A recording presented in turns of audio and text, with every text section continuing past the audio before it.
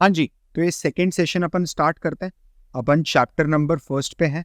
ठीक है, we have completed chapter, we are on chapter number 1 which is intro to RA profession. And इसमें हमने 1.1 cover कर लिया है। हमने 1.1 कवर कर लिए which is primary role of RA. अब यहाँ पर अपने को जो आज अभी देखना है वो देखना है primary responsibility. Primary responsibility of RA 1.2। ठीक है, आप भी लिखते जाइए, साथ में मैं भी लिखता हूँ, और फिर अपन साथ साथ 1 मिनट में आगे बढ़ते हैं। चल, अब NISM बोलता है, इंस्टीट्यूट ये बोलता है कि एक, या सेबी मैं बोलता हूँ तो सेबी ये बोलता है कि भाई देखो, एक रिसर्च एनालिस्ट जो है ना, उसका काम होगा कि वो अलग अलग इकोनॉमीज, अलग अलग इंडस्ट्रीज और अलग अलग कंपनीज को इवेल्युएट करे। समझ लेना, ऑनेस्टली समझना। ठीक है, जॉब ऑफ आरए क्या होगा? ऑनेस्टली देखो ना आप, और क्या काम हो सकता है? ठीक है, टू इवेल्युएट इकोनॉमी, ठीक है, to evaluate industry and to evaluate company. तो उसकी जो प्राइमरी रिस्पॉन्सिबिलिटी है ना, वो भी इन तीनों को समझना ही। समझ रहे हो आप? हाँ, अब यही बोलता है, वो बोलता है रिस्पॉन्सिबिलिटी ऑफ आरए जो है वो है टू अंडरस्टैंड दीज थ्री। आप समझ रहे हो मेरी बात? तो अपन अब एक एक करके समझते हैं कि हमें क्या क्या चीजें ऐसी हैं जो समझने की जरूरत है। ठीक है, और जो हमारी रिस्पॉन्सिबिलिटी में है, ये बहुत ही ब्रॉडर आउटलाइन स्केच होगा। ठीक है, उसके हिसाब से मैं आपको समझाने की कोशिश करूंगा। उनके लिए बहुत ज्यादा अच्छा है जिन्होंने पहले कभी भी फाइनेंस पढ़ा नहीं। तो अपन बात करते हैं अंडरस्टैंडिंग इकोनॉमीज की। ठीक है, अंडरस्टैंडिंग इकोनॉमीज की बात करते हैं कि मेरे को इकोनॉमी पहले समझ में आनी चाहिए। एक बहुत फेमस ब्रिटिश इकोनॉमिस्ट थे, सर जॉन केनेस। ठीक है, और उनका ये बोलना था कि गवर्नमेंट जो है ना, वो अपने इकोनॉमिक परफॉर्मेंस को, अपने क्वांटिटेटिव परफॉर्मेंस को चेंज कर सकती है बाय, मतलब बहुत सब्सटैंशियली इंप्रूव कर सकती है bye adjusting tax rates and government spending. ठीक है, ये थोड़ा समझना जरा, ये बहुत इंटरेस्टिंग है। जॉन केनेस, वो वाज द इकोनॉमिस्ट। ठीक है, he said that governments can improve the economic performance. अपनी इकोनॉमिक परफॉर्मेंस वो इम्प्रूव कर सकती हैं। कैसे इम्प्रूव कर सकती है? 2 तरीके से, bye adjusting tax rates and government spending. देखना इधर, आप ये देखो, देखो यार, कुछ भी हो, I am politically very neutral, मेरे को कोई फर्क नहीं पड़ता, बट आपको ये चीज एडमिट करनी पड़ेगी कि इकोनॉमिक फ्रंट में, ठीक है, we are doing better than 10 years ago, और आज से 10 साल बाद we'll be doing much better than today. तो इट्स अ साइकिल, ओके, वो कंपाउंड हो रहा है पूरा। लेकिन क्या गवर्नमेंट ने पिछले 4-5 सालों में इन दोनों चीजों में और एडजस्टमेंट लाया है क्या? क्या कॉर्पोरेट टैक्स रेट, जो कंपनियों को लगने वाला टैक्स था, वो गवर्नमेंट ने कम करा है क्या? बिल्कुल करा है, उस टैक्स रेट को कम करा है। ठीक है, गवर्नमेंट ने इवन इंडिविजुअल के टैक्सेशन के अंदर भी गवर्नमेंट ने कुछ चेंजेस करे। गवर्नमेंट ने GST को इंट्रोड्यूस कर दिया, तो गवर्नमेंट ने टैक्स के रेट्स को एडजस्ट तो कराए। सेकेंड, गवर्नमेंट ने क्या अपनी स्पेंडिंग बढ़ाई है? क्या अपने चारों तरफ देखो, पिछले 3 साल में क्या डेवलपमेंट हो रहा है आपके चारों तरफ? आप समझ रहे हो? आप देखो गवर्नमेंट कितनी प्रोग्रेसिव और कितनी वोकल है अपने कैपिटल एक्सपेंडिचर पे, कि हम यहाँ पर इतनी सड़क बना देंगे, वहां पर वो कर देंगे, इतने एयरपोर्ट बना रहे, उतने बना रहे। बन रहे नहीं बन रहे, that's a different thing, we are not even talking about that. ठीक है, लेकिन अगर गवर्नमेंट अपनी स्पेंडिंग मजबूत रखे, कारण क्या है यार, इकोनॉमिक परफॉर्मेंस एक देश की तब बढ़ेगी जब लोगों की इकोनॉमिक परफॉर्मेंस बढ़ेगी। लोगों की इकोनॉमिक परफॉर्मेंस बढ़ेगी जब उनका धंधा बढ़ेगा। धंधा तब बढ़ेगा जब इंफ्रास्ट्रक्चर बड़ा होगा, इंफ्रास्ट्रक्चर वैसा अवेलेबल होगा। क्या कारण है कि डीमार्ट वेस्ट बंगाल में, डीमार्ट नॉर्थ ईस्ट के अंदर डीमार्ट नहीं कर पा रहा है supply? They are not present in West Bengal, they are not present in North East. Why they are not present? Logistics नहीं है, सप्लाई चेन सोल्यूशन अभी उतनी स्मूथ नहीं है। ठीक है, नॉर्थ ईस्ट को कनेक्ट करने के चक्कर में गवर्नमेंट फुटफॉल बढ़ेगा, राइट, इकोनॉमिक एक्टिविटीज ज्यादा होगी, टूरिस्ट ज्यादा आएंगे, तो गवर्नमेंट की स्पेंडिंग बहुत मैटर करती है, टैक्स रेट और गवर्नमेंट स्पेंडिंग। ठीक है, अब ये देखना कि जो एक इकोनॉमी की ग्रोथ है ना, तो आपको ये बहुत जानना जरूरी है कि यार एक मोटा मोटा इकोनॉमी की ग्रोथ कैसी हो सकती है फ्यूचर में। ठीक है, इकोनॉमी अंडरस्टैंडिंग में जो अपने की एरिया फोकस एरियाज रहते हैं, जो हमारे की फोकस एरियाज रहेंगे वो क्या रहेंगे? Change in macro economic factors. ठीक है, इसको चेंज बोलते हैं, जो ट्राइंगल बना है ना इसको चेंज बोला जाता है, change in macro economic factors. ठीक है, जैसे मैक्रो इकोनॉमिक फैक्टर्स मतलब क्या क्या, ये एक बार बता दो। मैक्रो इकोनॉमिक फैक्टर्स मतलब क्या क्या? तो मैक्रो इकोनॉमिक फैक्टर्स मतलब आप देखना, क्या आपकी इन्फ्लेशन कंट्री की, as a equity research analyst आपको पता होना चाहिए कि अपनी इन्फ्लेशन इस समय कहाँ पर है। क्या आपको पता होना चाहिए कि इंटरेस्ट रेट्स जो है वो कहाँ पर है। डोंट वरी, आपको पता होगा by the time you become an analyst, क्योंकि अगर ये पता नहीं होगा तो आप बन नहीं पाओगे, सिंपल सी बात है। ठीक है, तो आपको पता करना पड़ेगा कि इंटरेस्ट रेट के फ्लक्चुएशन क्या होते हैं, कैसे होते हैं। ठीक है, क्या आपको ये पता होना चाहिए कि कंट्री का अनएम्प्लॉयमेंट रेट क्या है इस समय। क्या आपको ये पता होना चाहिए कि कंट्री की जीडीपी क्या है, कंट्री की नेशनल इनकम क्या है, बिल्कुल पता होना चाहिए। ठीक है, वो क्या रेट से ग्रो कर रही है, क्या रेट से प्रोग्रेस कर रही है, क्योंकि ये कोई ऐसे फिगर्स थोड़े ना है जो बार बार रोज चेंज हो जाते हैं। अरे भाई, नेशनल इनकम क्या रेट से ग्रो कर रही है, पिछले 10 साल का ग्रोथ रेट देखेंगे, जो भी रेट से ग्रो कर रही है 5-6%, 7%। समझ रहे हो आप मेरी बात? ये अपने को पता होना चाहिए। ठीक है, हमें हमें as a research analyst country की फिस्कल और मॉनेटरी पॉलिसीज के बारे में पता होना चाहिए। अब समझना जरा, ये मॉनेटरी पॉलिसी पे तो मैंने बहुत बड़ा वीडियो भी बनाया है, आप प्लीज उसको देखिएगा जरूर, जाके अपने चैनल पे देखना, आपके पूरे डाउट क्लियर हो जाएंगे। फिस्कल पॉलिसी मतलब गवर्नमेंट का बजट, ये जो है ना, दिस इज बजटिंग, जो गवर्नमेंट पैसा निकालती है अपना अलग, और ये होता है इंटरेस्ट रेट। ठीक है, गवर्नमेंट इंटरेस्ट रेट को अप या डाउन करके मोस्टली इकोनॉमी में से पैसा खींचती है, इकोनॉमी में पैसा डालती है। आपको as a research analyst, as a equity research analyst, आपको ये पता होना चाहिए कि जो FIIs हैं, ठीक है, फाइनेंशियल इंस्टीट्यूशनल इन्वेस्टर्स जो हैं, ठीक है, और FDIs हैं, जो फॉरेन डायरेक्ट इन्वेस्टमेंट होता है। ठीक है, ठीक है, और जो FPIs हैं, फॉरेन पोर्टफोलियो इन्वेस्टर्स, अपन समझेंगे तीनों में क्या डिफरेंस है, इनका इनफ्लो आउटफ्लो कैसा है। ठीक है, इनका इनफ्लो और आउटफ्लो कैसा है, ये सब आपको समझना है। ठीक है, don't worry, over a period of time धीरे धीरे समझ में आएगा। मैं तो अभी ये मैं क्या बोला, इंट्रोडक्शन टू रिसर्च। आप समझो, आपको ये काम जीवन भर करना है, आप उस माइंडसेट के साथ ये सेशन देखो। ठीक है, आपको अगला काम जो करना है वो होगा रिटेलर्स का इन्वेस्टमेंट एंड स्पेंडिंग पैटर्न कैसा है। इन्वेस्टमेंट और स्पेंडिंग पैटर्न कैसा है, मतलब जैसे इन्वेस्टमेंट मतलब SIP के आंकड़े, FD का अमाउंट, क्या हर मंथ SIP रिलीज करती है, कि अपने MP रिलीज करती है, कि अपने आंकड़े करती, इतने 1000 करोड़ की SIP आई। ठीक है, स्पेंडिंग पैटर्न मतलब लोन बुक्स, बैंक्स की लोन बुक्स कितनी बड़ी है। अरे, उधार उठाए तो खर्चा करने के लिए है ना, कौन सी लोन बुक बड़ी है? क्या होम लोन की लोन बुक बड़ी है, या फिर पर्सनल लोन की लोन बुक बड़ी है, ऑटो लोन की लोन बुक बड़ी है। ठीक है, ऑटोमोबाइल के नंबर्स कैसे हैं।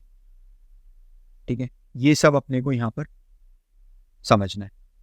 Okay, now coming back to another topic, another thing, मेरा इंपोर्ट एक्सपोर्ट कैसा है, मेरा फॉरेक्स का डेफिसिट कैसा है, जो मेरा फॉरेक्स का रिजर्व है, इंपोर्ट मतलब सामान मंगवाना, एक्सपोर्ट मतलब भेजना, तो जो मेरा फॉरेक्स का रिजर्व है, मतलब जो देश के पास जो खजाना पड़ा हुआ है USD में, वो रिजर्व्स की क्या कंडीशन है। ठीक है, कितना वाइडन है, कितना नहीं है। ठीक है, और ग्लोबल इकोनॉमी का क्या इम्पैक्ट है, ग्लोबल इकोनॉमी का इम्पैक्ट हमारी GDP में, आप समझ रहे हो। ये सब चीज़ें ऐसी है जो आपको पता होनी चाहिए। इसको उन्होंने आपकी रिस्पॉन्सिबिलिटी जैसा कैटेगराइज करा है। इसको अपन और डेप्थ में समझेंगे जब अपन इकोनॉमिक एनालिसिस समझेंगे। ठीक है। अगला देखिए वो क्या बोलते हैं, अगला बोलते हैं कि आपकी अंडरस्टैंडिंग होनी चाहिए, अंडरस्टैंडिंग ऑफ इंडस्ट्री। ठीक है, कि भाई आपको इंडस्ट्री समझ में आनी चाहिए। अब इंडस्ट्री के अंदर अपनी की फोकस पॉइंट्स क्या है, ठीक है, और इंडस्ट्री के अंदर एक चैलेंज क्या आ जाता है, चैलेंज ये आ जाता है, सबसे बड़ा चैलेंज ये रहता है कि जो ग्रोथ ड्राइवर्स हैं, growth drivers are different for each sector. Each sector या हर इंडस्ट्री के ग्रोथ ड्राइवर्स का मतलब क्या है, जिन कारणों से उस सेक्टर में ग्रोथ आएगी। लाइक फॉर एग्जांपल, लॉजिकली सोचना, जो एफएमसीजी सेक्टर है इंडिया का, साबुन तेल कंघी, कि इनमें क्या ग्रोथ तब आएगी क्या जब रूरल स्पेंडिंग बढ़ जाएगी। आप समझ रहे हो मेरी बात यार। सर्फ एक्सेल या एचयूएल कंपनी को शायद 5 किलो के पैकेट पे या 1 किलो के पैकेट पे सेल्स वॉल्यूम ज्यादा नहीं मिलता होगा इंडिया में, जितना 10 रुपए और 5 रुपए वाले पाउच पे मिलता है।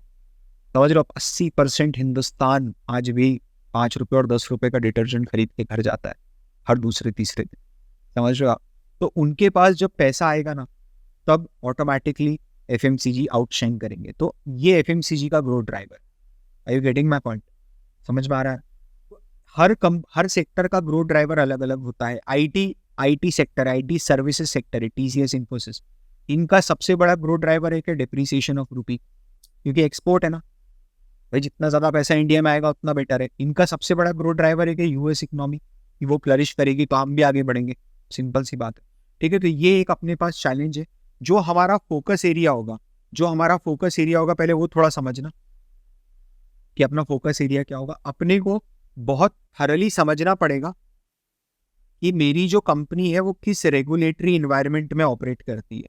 जैसे मैं अगर आपको एग्जांपल देके बताऊं, तो एक कंपनी है रैडिको खैतान, मैजिक मोमेंट, समझ रहे हो आप। अब अगर आप मैजिक मोमेंट जैसी कंपनी पे रिसर्च कर रहे हो, तो वो एक रेगुलेटेड एनवायरनमेंट में ऑपरेट करती है ना। गवर्नमेंट लाइसेंस देती है, आप उसी स्टेट में मैन्युफैक्चरिंग कर सकते हो। जिस स्टेट में गवर्नमेंट सेल बोल रही है, आप उसी स्टेट में सेल कर सकते हो। ठीक है, हेवी टैक्सेशंस होते हैं, मतलब बायस टैक्सेशन हो जाते हैं। आप अगर बैंक हो, आप अगर इंश्योरेंस हो, आप अगर स्टॉक ब्रोकिंग कंपनी हो, तो आप रेगुलेटेड एनवायरनमेंट में ऑपरेट कर रहे हो। ठीक है, आप अगर HAL हो, हिंदुस्तान एरोनॉटिकल लिमिटेड हो, ठीक है, डिफेंस सेक्टर में आप एक रेगुलेटेड एनवायरनमेंट में ऑपरेट कर रहे हो। अगर आप एक स्पेस कंपनी हो, तो आप एक रेगुलेटेड एनवायरनमेंट में ऑपरेट कर रहे हो। और भी हजारों एग्जाम्पल। ठीक है, हमें वो चीज समझनी है। हमें ये समझना है कि एक कंपनी का बिजनेस मॉडल क्या होता है। ठीक है, किसी भी एक कंपनी का, वो कंपनी कैसे व्यापार कर रही, कैसे धंधा कर रही। जैसे अगर मैं आपको बताऊं वरुण बेवरेजेस लिमिटेड के बारे में, तो वरुण बेवरेजेस लिमिटेड का बिजनेस मॉडल एकदम क्लियर कट कि भाई मार्केटिंग जो होगी वो पेप्सी संभालेगा, उससे हमारा कोई लेना देना नहीं। ठीक है, डिमांड पुश जो है, डिमांड लेके आने का काम पेप्सी का है, डिमांड फुलफिल करने का काम हमारा है। तो मार्केटिंग एक्सपेंस पेप्सी करेगी, रॉयल्टी हम पेप्सी को देंगे उसका नाम यूज करने के लिए, और एक जो कंसंट्रेटेड रेजिन होता है, एक कंसंट्रेटेड सिरप जैसा आता है, वो पेप्सी फॉर्मूला हमको देगी। ठीक है, पेप्सी डिसाइड करेगी कि प्राइस क्या रखना है, क्या नहीं रखना है। Everything will be done by Pepsi. ठीक है, VBL क्या करेगा, VBL उस कोल्ड ड्रिंक को बनाएगा, पैक करेगा, डिस्ट्रीब्यूट करेगा। दैट्स इट, इतना ही काम है VBL। वरुण बेवरेजेस लिमिटेड, ये वरुण बेवरेजेस लिमिटेड का बिजनेस मॉडल है। समझ रहे हो आप? बहुत शॉर्ट में मैंने बताया। ये अपने को एंड टू एंड अंडरस्टैंडिंग होना चाहिए। इस जैसे आप वरुण बेवरेजेस में देखोगे, तो कॉस्ट ऑफ मैन्युफैक्चरिंग जो होती है, कोल्ड ड्रिंक को बनाने की जो लागत होती है, ठीक है, उसमें दो सबसे बड़ी कॉस्ट है जो मैनेजमेंट बोलता है। एक बोलता है शुगर, और दूसरा बोलता है पेट बॉटल, जो प्लास्टिक की बॉटल है। इन दो की कॉस्ट हमारी सबसे ज्यादा है। ठीक है, तो अपन बिजनेस मॉडल समझेंगे। अपन क्या समझेंगे? पीयर्स को समझेंगे कि कॉम्पिटिटर्स कैसे, कॉम्पिटिटर्स, ठीक है, कि कॉम्पिटिटर्स कैसा परफॉर्म कर रहे हैं। समझ रहे हो? हम बिजनेस के ऑपरेटिंग फैक्टर्स को एनालाइज करेंगे। ऑपरेटिंग फैक्टर्स को एनालाइज करेंगे का क्या मतलब है? जैसे अगर आप देखोगे तो there is this company called as Kaveri Seeds. ठीक है, अब कंपनी के अंदर सब कुछ अच्छा है, लेकिन कंपनी के ऊपर एक रिस्ट्रिक्शन लगा रखा है कि जो सेलिंग प्राइस है वो कैप कर रखा है गवर्नमेंट ने। अब ये रेगुलेटरी इन्वायरमेंट का एग्जांपल भी बन सकता है, बट ये एक ऑपरेटिंग हर्डल है उसके सामने बहुत बड़ा। ठीक है, कि वो चाहते हुए भी खुद को ग्रो नहीं कर पा रही। वॉल्यूम ग्रोथ आ रही है, बट प्राइस में ग्रो नहीं हो पा रहा है कंपनी। ठीक है, तो अल्टीमेटली कोई बहुत ज्यादा ग्रोथ नहीं आ रही है। ठीक है, आपका फोकस एरिया रहेगा कंज्यूमर का बिहेवियर। ठीक है, अब जैसे कंज्यूमर बिहेवियर बोल दो या कंज्यूमर प्रेफरेंस बोल दो, तो आप अमूल को देखो, दुनिया में कोई भी दुनिया की बड़ी से बड़ी मक्खन की कंपनी आप इंडिया में ले आओ, अगर उसका ये टारगेट है कि मैं अमूल को रिप्लेस कर दूंगा तो टारगेट फेल हो जाएगा। कारण क्या है, लोग आंख पे पट्टी बांध के अगर आप उनको चटाओगे ना मक्खन, तो वो समझ जाएगा कि कौन सा अमूल का और कौन सा ब्रिटानिया का और कौन सा गो का है, गोवर्धन का है, और कौन सा लोकल है। Are you getting my point? तो we are so use to that taste, we are not ready to substitute it with some other brand, we because we are thoroughly satisfied, right, we don't want to. तो ये consumer behaviour है। उसके वनिस्पत आप detergent की टिकिया देखो, कपड़े धोने की या बर्तन मांजने की टिकिया देखो, या पार्ले जी बिस्किट देखो, 5 रुपए का 6 रुपए अगर कर दिया ना पार्ले जी ने, तो टाइगर बिस्किट पूरा मार्केट शेयर खींच के ले जाएगा कंपनी। समझ में आ रहा है क्या बोल रहा हूं मैं? तो ये आपका कंज्यूमर बिहेवियर है जिसकी स्टडी आपको करनी पड़ेगी, ठीक है। और ये सब भी अपन करेंगे जब हम लोग आगे इंडस्ट्री एनालिसिस वाला चैप्टर समझेंगे। एक हमारी और अंडरस्टैंडिंग बचती है, वो बचती है अंडरस्टैंडिंग ऑफ कंपनी, ठीक है, अंडरस्टैंडिंग कंपनीज। अब कंपनीज के अंदर आप क्या क्या अंडरस्टैंडिंग दोगे? दो तरह की अंडरस्टैंडिंग हो सकती है, क्वालिटेटिव एंड क्वांटिटेटिव, ठीक है। क्वालिटेटिव क्वांटिटेटिव दोनों डायमेंशन से आपको देखना पड़ेगा। क्वालिटेटिव डायमेंशन से क्या देखोगे? कंपनी की स्वॉट, strength, weakness, opportunity, threat, company का कैसा है, ठीक है। कॉम्पिटिटर्स परफॉर्मेंस, मैनेजमेंट क्वालिटी, ये सब एनालिसिस होगा। ये आपको लाइफ टाइम करना है, जब तक आप जब तक आप इस फील्ड में हो तब तक, समझ रहे हो आप? और आप क्वांटिटेटिव एनालिसिस के अंदर क्या करोगे? फाइनेंशियल स्टेटमेंट एनालिसिस करोगे, रेशियो एनालिसिस करोगे, ठीक है। आप फॉरेंसिक एनालिसिस करोगे, आप मोट का एनालिसिस करोगे या मोट का असेसमेंट करोगे रादर, समझ लो। और ये सब अपन समझेंगे अपने क्वांटिटेटिव वाले, क्वालिटेटिव और क्वांटिटेटिव चैप्टर में, राइट। चलो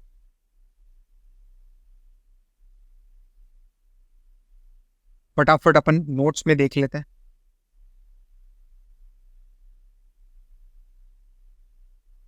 ठीक है। ये आप लोगों के लिए बनाया हुआ है। प्राइमरी रिस्पॉन्सिबिलिटी क्या है?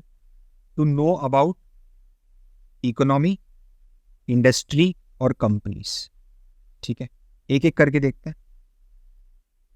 जॉन मेनार्ड केनेस बिलीव्ड, उनका मानना था कि गवर्नमेंट अपनी इकोनॉमिक परफॉर्मेंसेस बदल सकती है, government can change their economic performances by changing और एडजस्टिंग द टैक्स रेट, ठीक है। जैसे आप यहाँ पर अगर आपको लिखना है तो आप यहाँ लिख सकते हो, मैं ब्लैक से नहीं लिखता, नहीं तो वो समझ में नहीं आएगा किसने लिखा है। यहाँ पर लिख सकते हैं अपन कॉर्पोरेट टैक्स रेट कट, ठीक है। गवर्नमेंट स्पेंडिंग यहाँ लिख सकते हो इंक्रीज्ड इंफ्रास्ट्रक्चर केपेक्स, केपेक्स मतलब कैपिटल स्पेंडिंग, सड़क, बिजली, सड़क, मशीनरी, ये सब बनाने में। अपने फोकस एरिया क्या क्या होंगे भाई लोग? Macro economic factors, various macro economic factors जो अपन ने डिस्कस किया, आप यहाँ पर लिख लेना कौन कौन से वेरियस मैक्रो इकोनॉमिक फैक्टर्स है अपने। जीडीपी क्या है, इन्फ्लेशन क्या है, इंटरेस्ट रेट क्या है, ठीक है, अनएम्प्लॉयमेंट रेट क्या है, नेशनल इनकम क्या है, ठीक है। Monetary policy, fiscal policy, fiscal policy बोले तो बजट, मॉनेटरी पॉलिसी बोले तो इंटरेस्ट रेट के थ्रू इकोनॉमी में लिक्विडिटी सक करना या लिक्विडिटी इंजेक्ट करना। कंज्यूमर का इन्वेस्टिंग और इन्वेस्टमेंट और सेविंग्स पैटर्न कैसा है, एसआईपी की डेटा अवेलेबल है, एफडी फिक्स्ड डिपॉजिट्स की डेटा अवेलेबल है, इन्वेस्टमेंट पैटर्न में ये सब अवेलेबल है, ठीक है।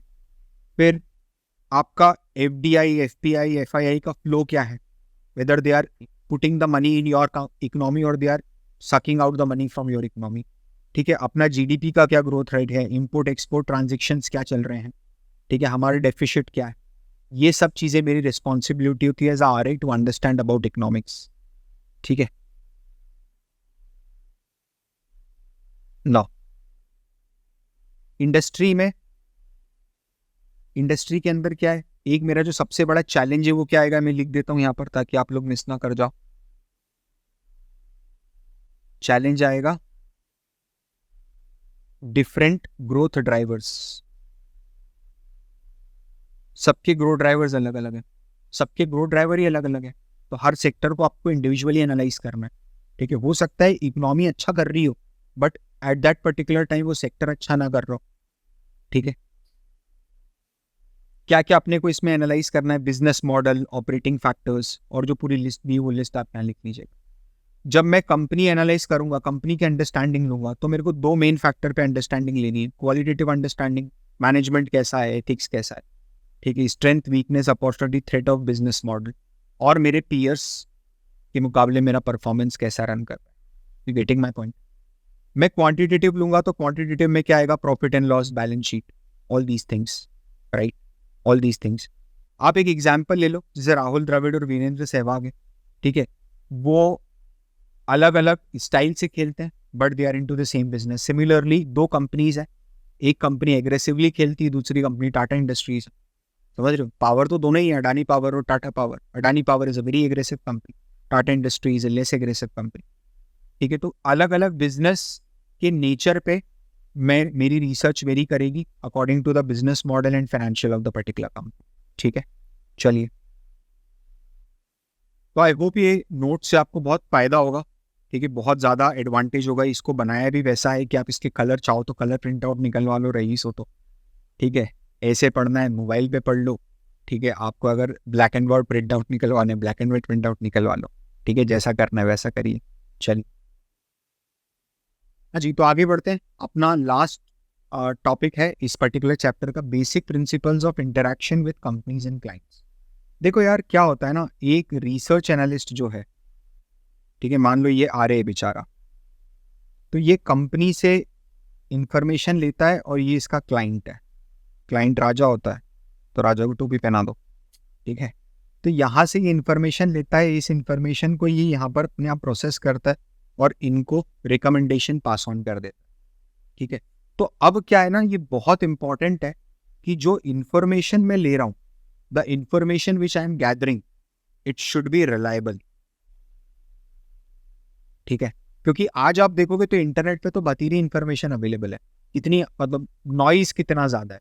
ठीक है, कौन सी इंफॉर्मेशन रिलायबल है, क्या मैं इंटरनेट की इंफॉर्मेशन पे रिलाई करूं, क्या मैं किसी और के द्वारा पब्लिश की गई इंफॉर्मेशन पे रिलाई करूं, या फिर मैं मैनेजमेंट इंफॉर्मेशन पे रिलाई करूं। तो यहाँ पर आपका इंफॉर्मेशन की दो कैटेगरी आ जाती है इक्विटी रिसर्च में। ठीक है, एक आ जाता है आपका प्राइमरी इंफॉर्मेशन।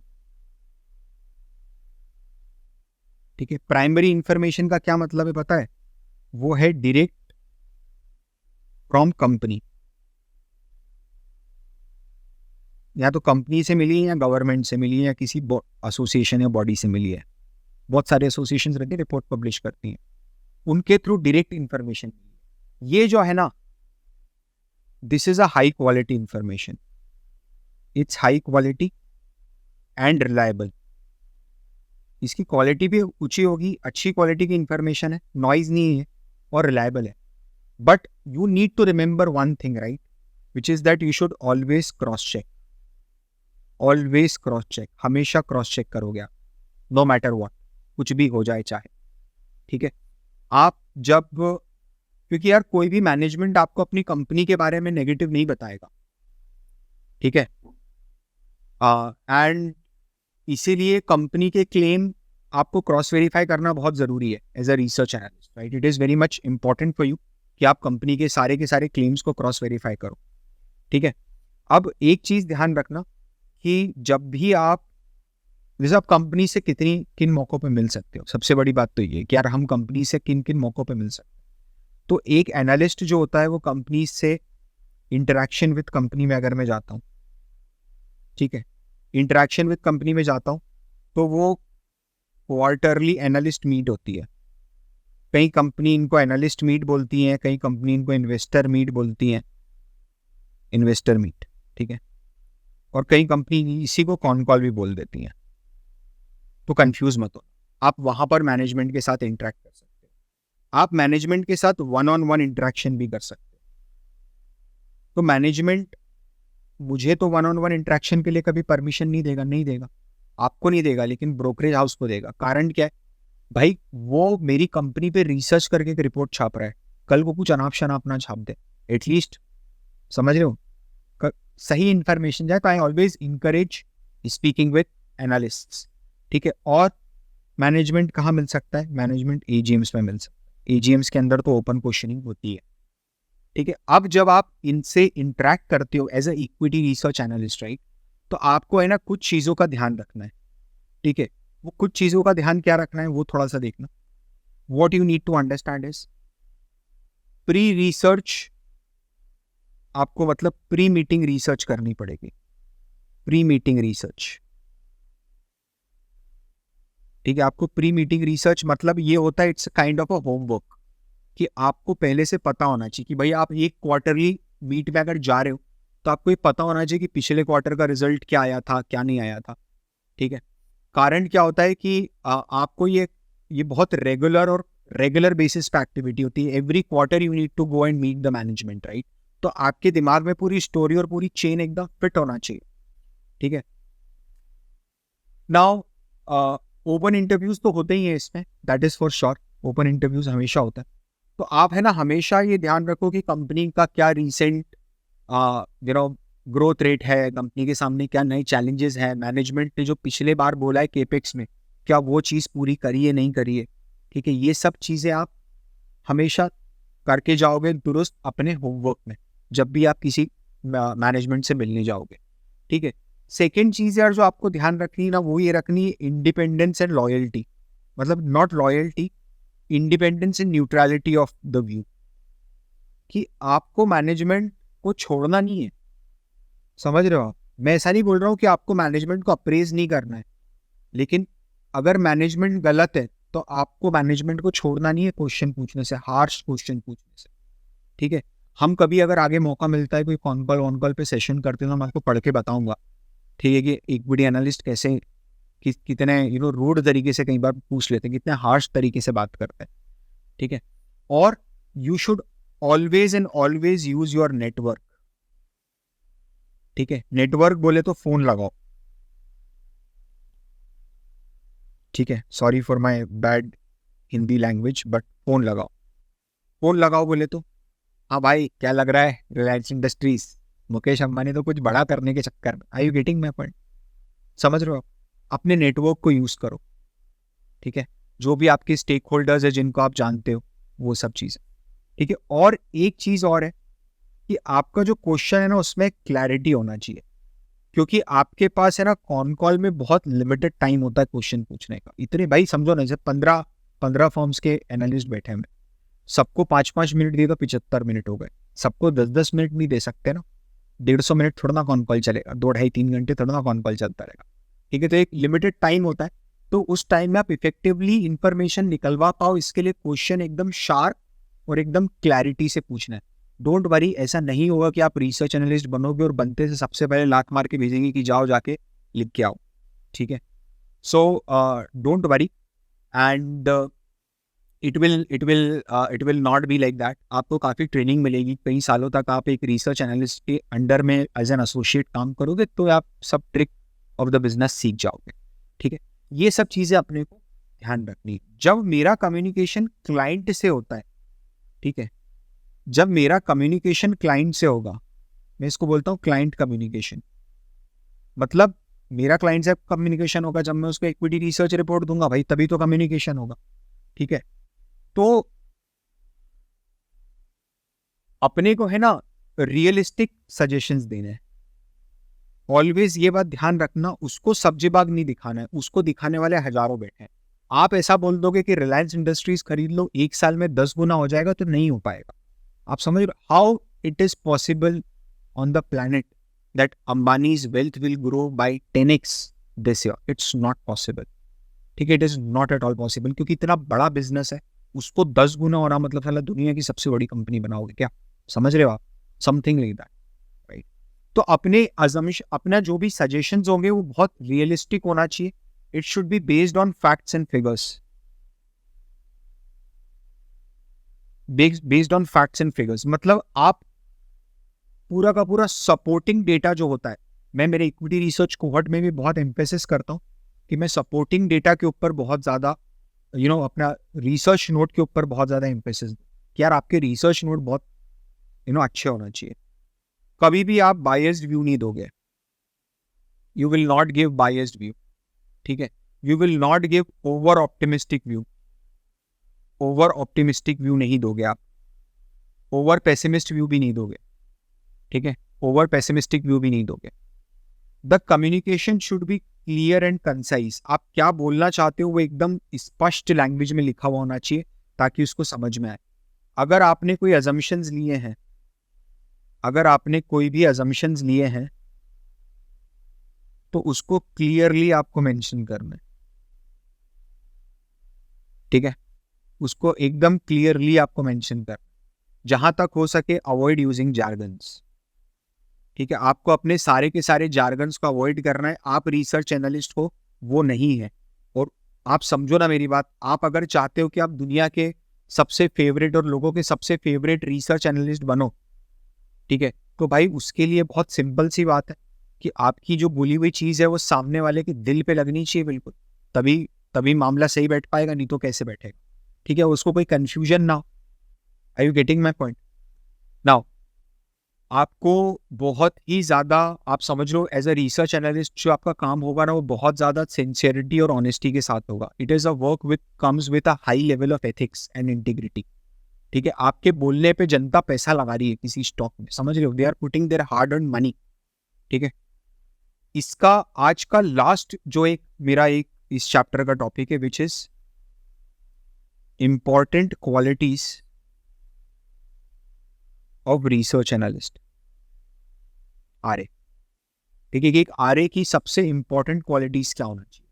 अब देखना यार, एज एन आरए आपको क्वालिटेटिव और क्वांटिटेटिव दोनों स्किल्स चाहिए। क्वांटिटेटिव स्किल्स मतलब नंबर क्रंचिंग होनी चाहिए, आपको समझ में आना चाहिए, एक्सेल पे ऑपरेट करते आना चाहिए।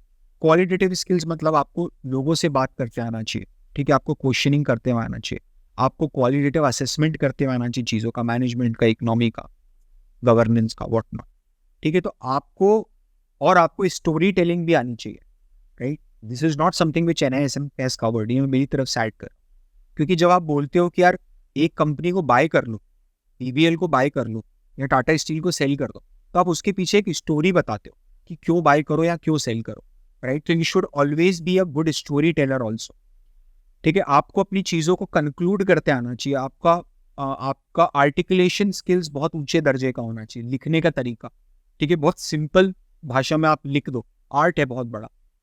मैं बहुत ज़्यादा इंकरेज करता हूँ अपने स्टूडेंट्स को, अपनी कोहॉर्ट में भी स्टूडेंट्स को, जो इक्विटी रिसर्च कोहॉर्ट चलता है हमारा, उसके स्टूडेंट्स को, कि आप लिखिए, एंड वो लिखते हैं। They are running their own blogs on Substack, right, क्योंकि मुझे पता है कि आगे जाके वो हैबिट बहुत, मतलब वो उनके प्रोफेशन में काम आने वाली है, right. So they are not doing something for hobby, it's not that they are doing something for hobby, वो तो उनके प्रोफेशनल स्किल है ना जिसको वो हॉर्न कर रहे हैं, ठीक है, जिसको शार्प कर रहे हैं, रेजर शार्प कर रहे हैं। आपका थोड़ा सा इंक्वायरिंग माइंड होना चाहिए, स्केप्टिकल माइंड नहीं होना चाहिए। आप समझ रहे हो, दोनों में फर्क है। Sceptical mind is different, inquiring mind is different. Sceptical mind मतलब होता है कि कुछ ना कुछ गड़बड़ है दया, समझ रहे हो आप। इंक्वायरिंग माइंड मतलब अच्छा ये हुआ तो वो क्यों हुआ, फिर ऐसे कैसे हो गया। आपको हर चीज के ऊपर 5 लेयरिंग ऑफ क्वेश्चन होनी चाहिए। ऐसा बोला जाता है कि अगर आप किसी चीज का सोल्यूशन ढूंढ रहे हो ना, तो आप 5 क्वेश्चन पूछ लो, 5 बार ड्रिल डाउन होता कि सेल्स बढ़ी, तो सेल्स क्यों बढ़ी, ठीक है, सेल्स इसलिए बढ़ी क्योंकि वॉल्यूम बढ़ा। अच्छा वॉल्यूम बढ़ा तो वॉल्यूम क्यों बढ़ा, वॉल्यूम इसलिए बढ़ा क्योंकि लोगों ने कंजम्पशन ज्यादा शुरू किया। तो अच्छा कंजम्पशन ज्यादा शुरू किया तो कंजम्पशन क्यों ज्यादा, are you getting my point. आप 5th क्वेश्चन के आंसर पे आते आते आपको सोल्यूशन मिल जाएगा कि आपकी सेल क्यों बढ़ी है। सेल बढ़ी है क्योंकि सीजन में सर, ठंड का टाइम में लोग च्यवनप्राश ज्यादा खाते, समझ रहे हो आप, getting my point. Woollen clothes का कंजम्पशन ज्यादा। तो as a research analyst you should be a holistic package. और आप लोग यार इस चीज के ऊपर अंडर कॉन्फिडेंस में मत जाना बिल्कुल भी, ठीक है। खुद डिप्रेशन विप्रेशन में कोई जाने की जरूरत नहीं इतनी छोटी सी बात पे कि यार मेरे को तो कुछ भी नहीं आता, इनमें से नहीं आता तो सीख लेंगे, क्या बड़ी बात है। अरे यार जब आप समझो Prem Singh Rajput, a normal BCom student, a lot of our normal pre-graduation student, they become research analyst right after joining our cohorts. तो ऐसा नहीं है ना कि यहाँ पर कोई बाउंडेशन है. इट्स जस्ट दैट कि मुझे एफर्ट डालना है, मैं एफर्ट डाल के सीख लूंगा. ठीक है. तो आप NISM के पर्सपेक्टिव से NISM किन चीज़ों के लिए, किन क्वालिटीज़ पे बात करता है, that you should be good with numbers. ठीक है, कि आप नंबर्स के साथ बहुत अच्छे रहो. Should be good with numbers. ठीक है. You should good with Excel spreadsheets. आपको एक्सेल चलाते आनी चाहिए. ये तो बहुत कॉमन चीज़ें आजकल सबको आती है. ठीक है. एबिलिटी, यहां थोड़ा सा ध्यान देना जरा. Ability to read and interpret financial statements and reports. ठीक है. Financial statements, interpret, read and interpret दोनों करते हुए आनी चाहिए. Ability to ask right question. ये सब वही बातें जो हमने अभी लिखी है. ठीक है. और फिर ये तो हर दुनिया की हर प्रोफाइल में ये चीज़ होती है, अटेंशन टू डिटेल, कि आप डिटेलिंग पे अटेंशन दो. ठीक है. And last is communication skills. Communication, इसमें दोनों है, both verbal and written. Articulation, दोनों बहुत इंपॉर्टेंट स्किल है. ठीक है. हम इसके नोट्स एक बार देख लेते हैं आगे बढ़ के. तो ये क्या बोल रहा है, internet has a lot of information already, that has always better to communicate, but it's always better to communicate with companies management. Internet पे तो जमाने की इंफॉर्मेशन अवेलेबल है, लेकिन हमेशा बेटर है कि आप कंपनी के मैनेजमेंट से बात करो. ठीक है. आप one on one communication helps always. ठीक है, हमेशा मदद करता है, क्योंकि जरूरी नहीं कि इंटरनेट पे जो हो वो हर चीज़ सही हो. ठीक है. लेकिन जब आप मैनेजमेंट से कम्युनिकेट करोगे तो मैनेजमेंट भी RAs को मिसलीड कर सकता है by showing all positives about the company, company के बारे में एक हंकी डोरी स्टोरी बना के. इसलिए सबसे ज़्यादा इंपॉर्टेंट है क्रॉस चेकिंग. हमेशा क्रॉस चेकिंग करनी है. ठीक है. जब एक रिसर्च अपनी कंप्लीट होगी तो we'll hand over it to the client. अपन कम्युनिकेट करेंगे, क्लाइंट को हैंड ओवर करेंगे. एक यहाँ पर शॉर्ट में पूरा प्रोसेस है कि रिसर्च एनालिस्ट डेटा और इन्फॉर्मेशन कलेक्ट करता है, which should be from reliable and trusted source. ठीक है. उसके ऊपर वो रिकमेंडेशन देगा क्लाइंट. ठीक है. क्या क्या चीज़ें अपने को अपने माइंड में रखनी है मीटिंग के दौरान. मीटिंग से पहले खुद थोड़ा रिसर्च करके आना, is called pre research meeting. समझ रहे हो? मतलब आपको मीटिंग के बारे में सब पता होना चाहिए मीटिंग से पहले. ठीक है. That is something which is being required. ठीक है. अपना जो व्यू है वो इंडिपेंडेंट और न्यूट्रल व्यू बनेगा. I am totally unbiased and I have my own view. ठीक है. खुद का दिमाग और रिसर्च भी यूज करो. बस कंपनी मैनेजमेंट या अदर सोर्सेज पर डेटा के लिए डिपेंडेंट मत रहना. नो बायस होना चाहिए. ठीक है. मैंने आप लोगों के लिए लिख के दिए, तो आई होप ये बिल्कुल आसानी से समझ में आएगा भी आपको. ठीक है. नेटवर्क, ध्यान रखने से बोलते हैं नेटवर्क इज योर नेटवर्क. तो ज़्यादा से ज़्यादा इन्फॉर्मेशन लो अपने कॉम्पिटिटर्स से, सप्लायर्स से, डिस्ट्रीब्यूटर्स से, कस्टमर्स से. आपकी क्लैरिटी ऑफ क्वेश्चनिंग होनी चाहिए. हमेशा प्रिपेयर करके आओ क्रिस्टल क्लियर क्वेश्चन. ठीक है. टाइम मैनेजमेंट आपका प्रॉपर होना चाहिए for smooth and clear answer from management, क्योंकि आपको समय कम मिलेगा. ठीक है. Why? Because time management, right. Why? Because less time available. ठीक है. एक रिसर्च एनालिस्ट की क्वालिटीज क्या होती है? ठीक है. आपकी जो रिपोर्ट है वो एकदम सिंपल, क्लियर और कंसाइज होना चाहिए. अनबायस्ड रिपोर्टिंग होना चाहिए. कोई कॉन्फ्लिक्ट ऑफ इंटरेस्ट है तो डिस्क्लोज करो for transparency. Conflict of interest मतलब, ठीक है, मतलब अगर रिसर्च एनालिस्ट खुद यूएस उस कंपनी का शेयर होल्ड करता है जिसकी रिपोर्ट, यूएस कंपनी नहीं उस कंपनी होना चाहिए, उस कंपनी का शेयर होल्ड करता है जिसकी इक्विटी रिसर्च रिपोर्ट उसको बनानी है अपने क्लाइंट्स के लिए. ठीक है. लेकिन क्या होगा यहाँ पर, उसका साइकोलॉजिकल और इमोशनल इम्पैक्ट हावी हो जाएगा उसकी रिसर्च पे, तो उसको डिस्क्लोजर देना पड़ेगा कि नहीं भाई मेरा कॉन्फ्लिक्ट ऑफ इंटरेस्ट है, either I will not take this assignment और if I take it I am disclosing it to you कि मेरा पर्सनल स्टेक भी है इसमें. ठीक है. इसलिए हमेशा एक रिसर्च एनालिस्ट को इंडिपेंडेंटली बिना इमोशन और पर्सनल एजेंडा से रिपोर्ट बनाना चाहिए. ठीक है. अगर कुछ अजम्पशंस है तो उसको डिस्क्लोज करना है. ठीक है. और नोट्स में मेंशन करना पड़ेगा। और डिफ़िकल्ट वर्ड्स प्लीज़ अवॉइड करो, ठीक है। हमेशा ऐसा एडवाइस किया जाता है कि जब आप मैनेजमेंट से मिलते हो या क्लाइंट से कम्युनिकेट करते हो तो एक रिकॉर्डिंग डिवाइस से उसको रिकॉर्ड कर लो। आजकल बहुत ईजिली अवेलेबल, ठीक है, but definitely after their consent, ठीक है। ये अपने को कॉन्फ्लिक्ट के टाइम पर बहुत मदद करता है। इसके साथ अपना पहला चैप्टर कंप्लीट होता है। आप इस पहले चैप्टर के लिए आप क्या करोगे मैं बता देता हूँ, ठीक है। अगर आपने पूरा पहला चैप्टर ढंग से देख लिया तो what you will do is you will first read NISM workbook, ठीक है, अलॉन्ग विद दिस हैंडआउट। ये हैंडआउट जो है ना, इसके साथ आपको NISM का वर्कबुक, ठीक है, वो पढ़ना है, ताकि आप NISM के वर्कबुक में अगर आपको कुछ ऐसा मिलता है जो मैंने नहीं बताया या मैं स्किप कर गया गलती से बताना फॉर एग्जाम्पल, ठीक है, तो वो आप वहां से कवर कर लोगे। And third you will do is question bank. Question bank description में मौजूद है, आप वहां पर जाके इसको करिए, ठीक है। चलिए, and this is it for our अपना चैप्टर नंबर 1। अपन अगले सेशन में मिलेंगे जहां पर अपन चैप्टर नंबर 2 स्टार्ट करेंगे। आई होप आप लोगों को बहुत मजा आ रहा होगा। आप लोग प्लीज नीचे कमेंट में मेरे को फीडबैक दो, आपको कैसा लगा, ठीक है। And I will definitely come up with much more interesting sessions. This is Parth Varma signing off. Bye bye.